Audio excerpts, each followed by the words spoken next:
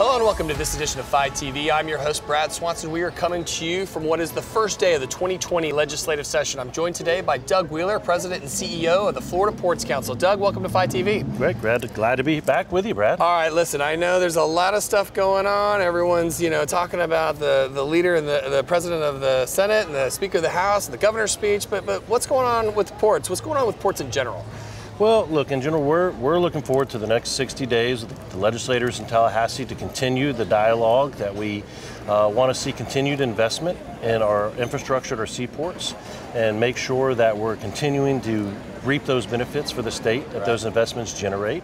A couple of areas that we're going to really try to focus on are sort of outside the normal traditional cranes and warehouses and berths, dredging, things like that we've talked about in the past. Sure. One of those areas is going to be with resiliency. Right. We released a report back in the fall. The good news is that our ports are resilient. They continue to plan for resiliency in the wake of incidences, whether that be sea level rise or storm incidents. Right. Unfortunately, we've had a lot of practice with the storm and getting good, but it's critical that our ports, look, they're a huge catalyst for commerce. They're supporting 900,000 jobs, 87 billion in trade. So it's critical that they're able to get back operational after an incident. And so that may include damage to infrastructure, lack of communications and technology, lack of fuel. So there's a lot of areas that our ports have gotten to be pretty good in terms of making sure that after an incident like that, they are able to recover.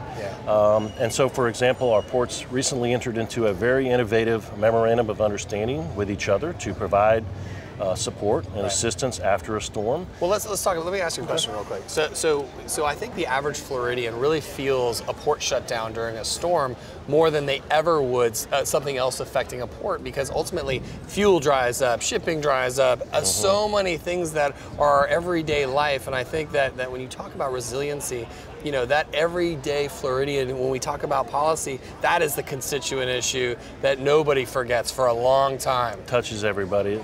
Brad, we've got a couple of ports in the state that if they were to shut down after a severe storm for any more than a matter of a day or two, you're talking about huge, not only impacts to the lives of people in terms of recovery, because Fort Lauderdale and Port Tampa Bay with their key fuel entry ports, but the economic impact to the state could have tremendous impacts, both locally, regionally, and statewide. So this memorandum of understanding that our ports have entered into is going to be where they can offer assistance. It may be in equipment, sometimes very specialized equipment, maybe personnel, sometimes very specialized personnel.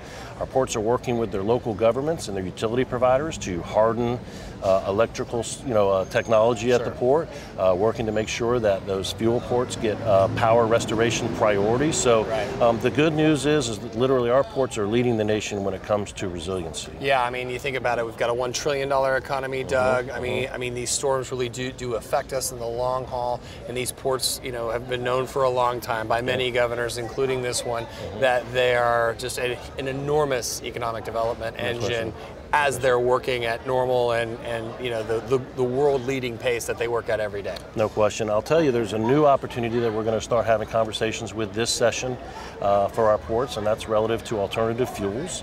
Particularly, we're going to be releasing a report later this week, actually, on LNG specifically.